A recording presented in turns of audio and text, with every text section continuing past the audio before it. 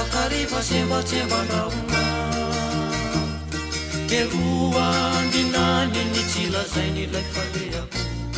io laka kely iray natopatopanalona ny karenjy tany vondrano ao atomorony orambaratra nanezagezaka ny amontsy torapasika nanezagezaka ny amontsy torapasika nalefako tany atanana ny eritreritro indreo ny tenakave sasany andremono fasika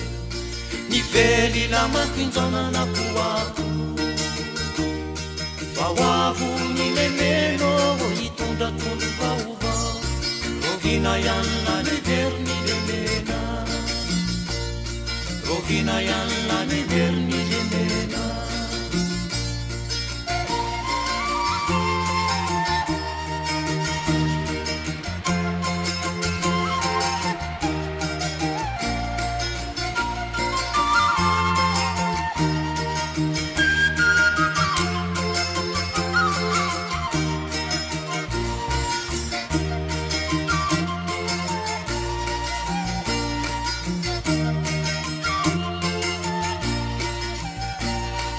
nalefako any vondrano ny fijeriko indrie ny lemeno lemena sy ny lakany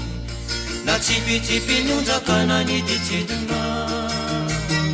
no ny farany miletike rendrika tsy tazana natsoina katopokonja no nanoina